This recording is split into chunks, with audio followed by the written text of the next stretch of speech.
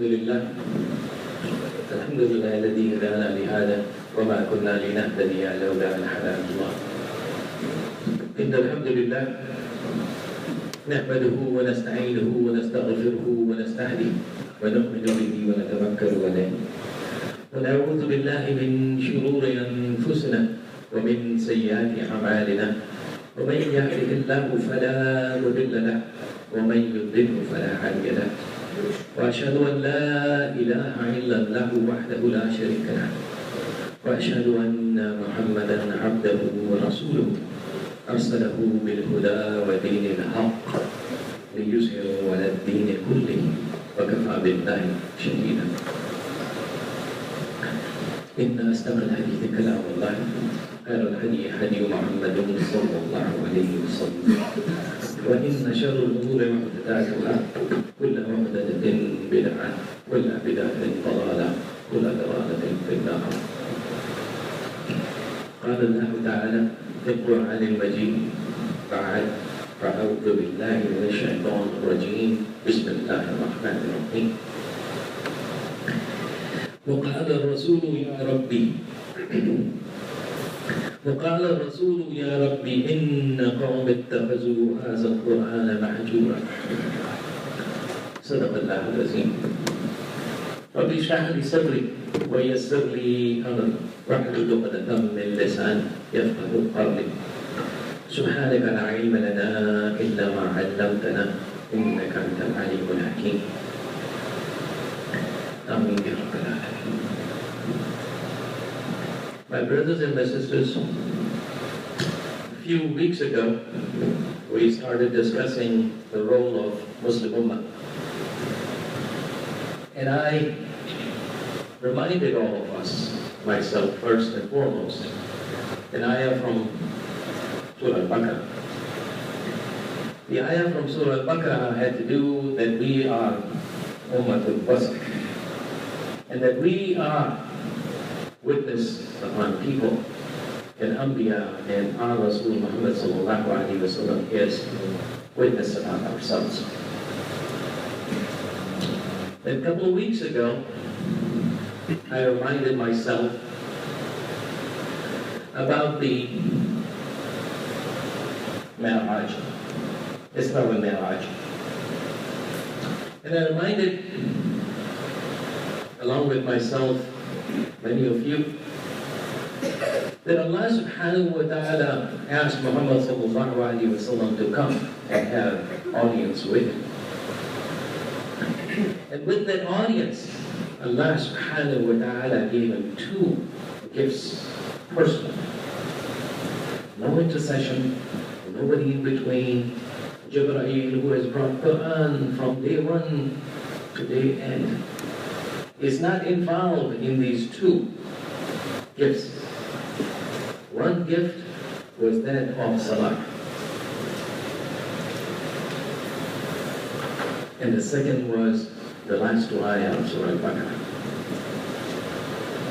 And I reminded myself as to what have we done with Salah,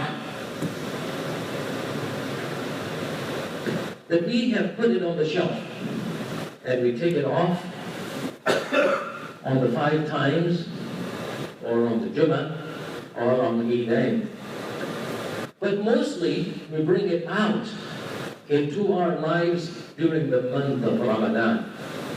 And we discuss Taraweeh as if this was the Fard Salah. I also reminded myself that when my children ask for me for their birthday gifts or graduation gifts, that they are so excited with those gifts, except for a few days. And then it goes into the attic and probably sold in garage sale.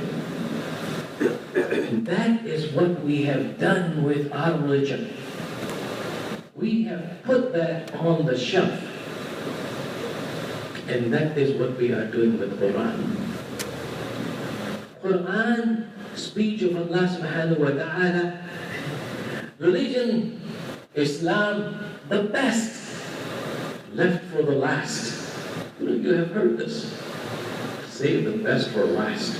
Allah subhanahu wa ta'ala saved the best deen for last. Saved the best Rasul for last, Muhammad sallallahu alaihi wasallam. And shows him on Mi'raj that he is not last. He is in front. And he is Imam al-Anbiya. He leads the previous Anbiya of Allah subhanahu wa ta'ala into Salah. And complete way of life given to us. The Ummah Muhammad sallallahu alayhi wa sallam shown to us in Muhammad sallallahu alayhi wa sallam's way of life, his seerah, and in Quran. And we have taken that gift and put it into the attic. And we will take this gift in a few weeks when Ramadan starts. We will shake the dust off. We'll take it out of the beautiful cloth that we have put in, be it silk or be it velvet. We'll take it out, we will kiss it, and we will read from Alhamdulillahi Rabbil Alameen until An-Nas. In 30 days, 29 days, whatever Allah Ta'ala gives us tawfiq. And some of us will not even have that tawfiq. My brothers and my sisters, hadith of Rasulullah sallallahu alaihi wasallam related to us by us. He tells us of people, of individuals that read the Quran and put it on the shelf. On the day of judgment, Quran will be on their necks, tied to their necks, and would demand from Allah subhanahu wa ta'ala, this man had me. This man read me but once. This man did not understand me. This man did not follow what was in here. This man did not follow the amr that you had for him. I want justice. This Quran will ask justice from each and every one of us that have the Quran in our hands, that have the Quran in our houses.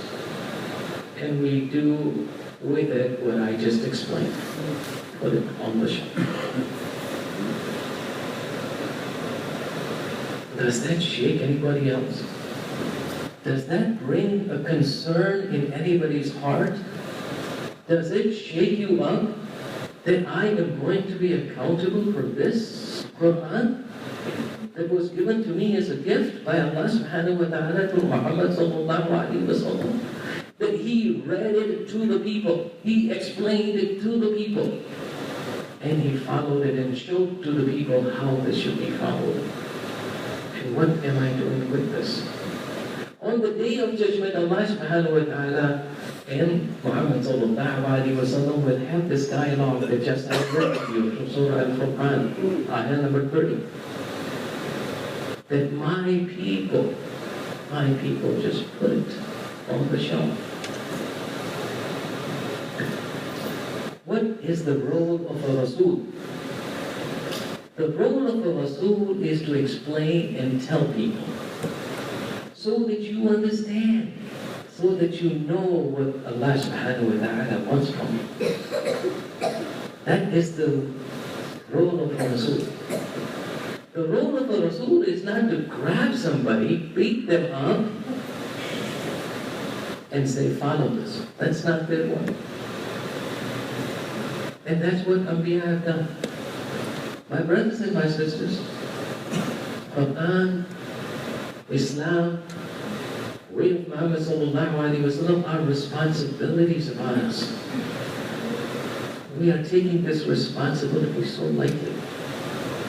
The month of Ramadan is going to come upon us.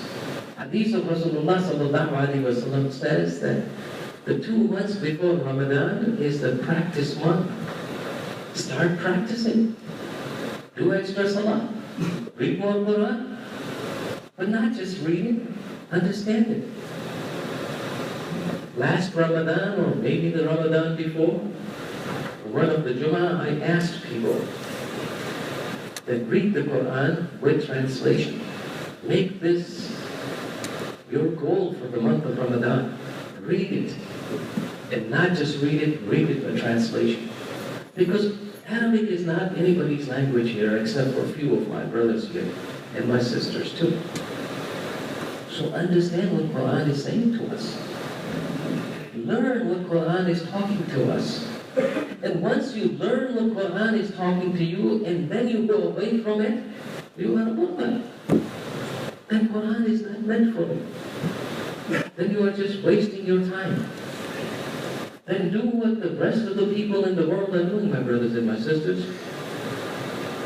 Live only once, so enjoy this life. Do not care for Akhirah. Do not care for Allah subhanahu wa ta'ala's word. Do not care of Sunnah of Muhammad sallallahu alayhi wa sallam. Then let it be. Why worry? So if you have the Quran and it is sitting over there, there is no difference between that person and a person who does not have Quran. That is the benefit of you and I as a Muslim. That we have this guidance. We know how to operate this machine called human body. We know how to operate it. We have the manual. We have to read it. One of the scholars several years ago, may Allah have mercy on his soul, he's dead now. He said one time, if there is a poem in French, and nobody sitting here is a French person, and if I read the poem to you, the non-French people, will it make any sense to any one of you? This poem perhaps has gotten the best awards throughout the world. Allah subhanahu wa ta'ala is witness on this Quran. And what do we do with it? We treat it no differently than the French poem I just mentioned to us. We treat it as if this is a language, this is something that we don't understand, this is foreign. Indeed, it is foreign. Indeed, it is not from this world. Indeed, it is divine. Indeed, it is Allah subhanahu wa ta'ala's speech. The difference between the French poem and Quran, Rasulullah sallallahu alayhi wa sallam explained it to us. Rasulullah sallallahu alayhi wa sallam lived it. From Alhamdulillahi Rabbil Alameen to An-Nas.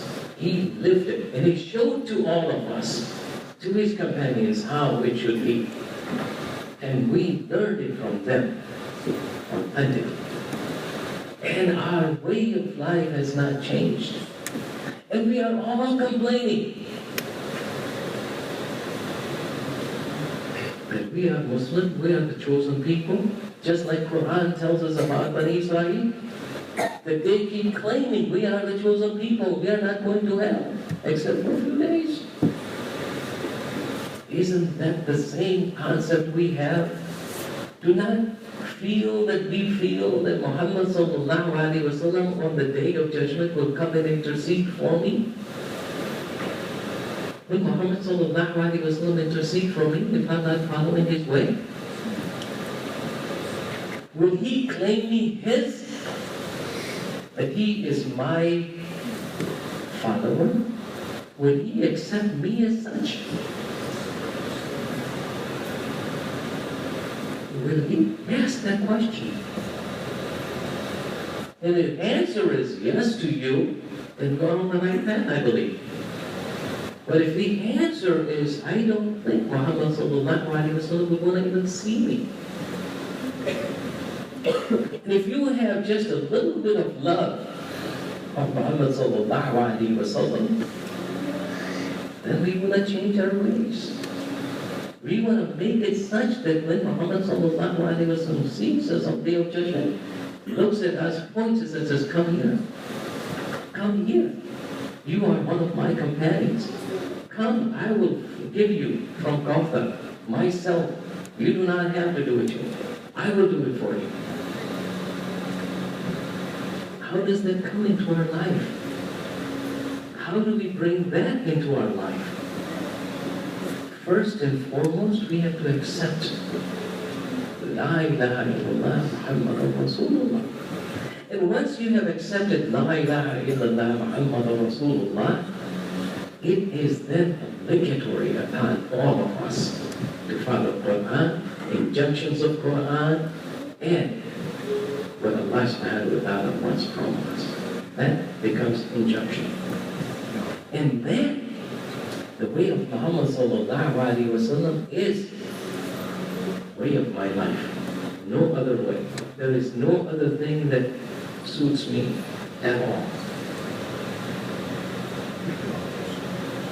My brothers, my sisters, some of these things that I'm asking myself, I'm sharing with you.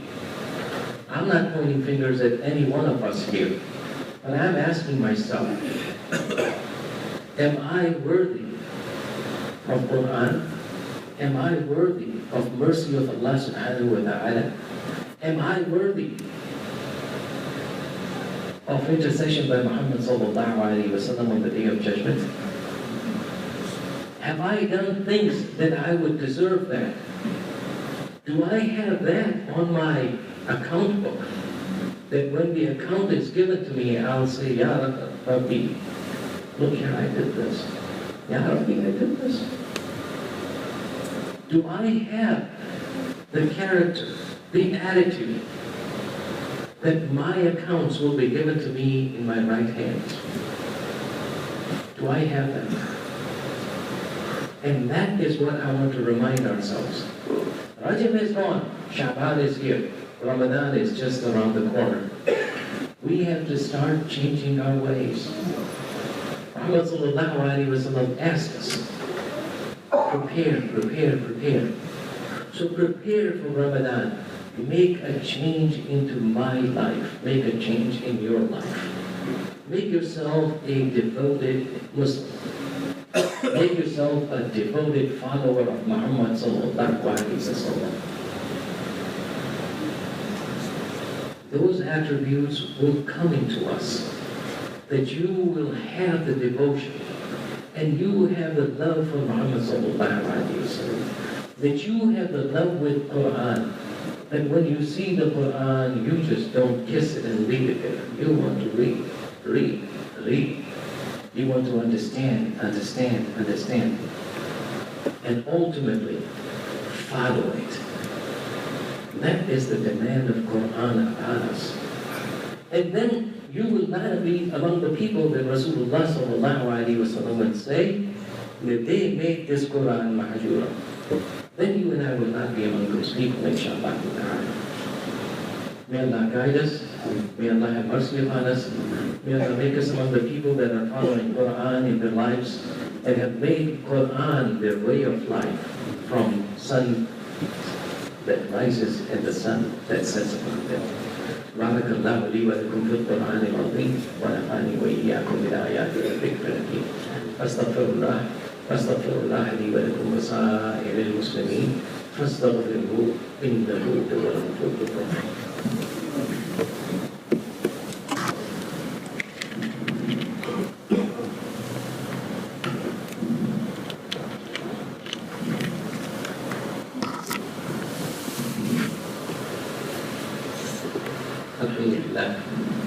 الحمد لله حمدا طيبا كثيرا مباركا فيه والصلاة والسلام على رسوله الكريم خاتم الأنبياء أشرف المرسلين محمد الأمين وآله وأصحابه أجمعين آمين يا رب العالمين. Ayah number 30, Surah Al-Furqan, is what I read today and what I was talking about. And I'm asking my brothers and my sisters, pick up Quran, read this ayah, and contemplate, and think. Don't just read Quran through and through and put it down. Try and understand what Quran is speaking to you. Once you spend time to understand Quran, you will realize that you are having a dialogue, that this is a two-way street. It is not an ordinary, regular fiction book that you and I read. It is not so difficult a chemistry book. It is not such a difficult book of physics. It is not such a difficult book of biology. Once you pay attention, once you spend time, and once you try to understand and learn, this Quran speaks to you. This Quran does not become passive, it's active. My brothers and my sisters, it is we that have given up. It is we that have left to be the leaders of the world. Because we have gotten the love of this dunya. This dunya matters more to me and to the majority of my brothers and sisters throughout the world. Not just in the United States of America. It is true for Syria. It is true for Egypt. It is true for Somalia. It is true for Pakistan. And it is true for the United States of America. It is not that you and I are living in a society that pushes capitalism, that pushes personal achievements more than community achievement. It is that we have accepted that in our way of life. That this is more important to me than the community. It is more important to me that I be recognized as an individual who did such and such. That is what has become important to all of us throughout the world, not our community, throughout. And it is a shame. It is a shame because Allah subhanahu wa ta'ala has been kind to us, loving to us, has mercy with us, and has given us the way out. But we have put the way out on the shelf. And we are looking for a way out through other means, other places, other people. The difference is, this is divine. And those that we look at are not divine. They are humans. And they give us ways that are not divine ways. They give us ways that are of shaitan. And we follow that so excitedly. And we follow those ways such as if this is my salvation. Salvation is through Allah subhanahu wa ta'ala. Salvation is in Quran. Salvation for us is through Muhammad sallallahu alayhi wa sallam and his way of life.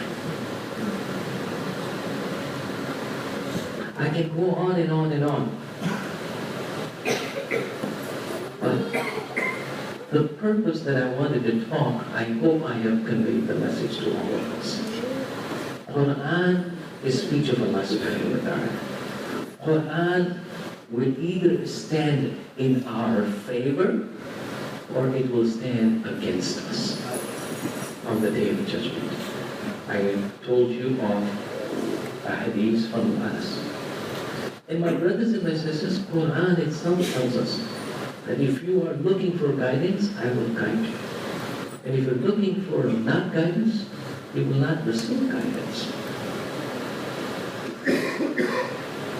I ask Allah subhanahu wa ta'ala that we are all guided by Quran, that we take Quran into our life seriously, that we take Quran as the book of Allah subhanahu wa ta'ala that means the thing in my life.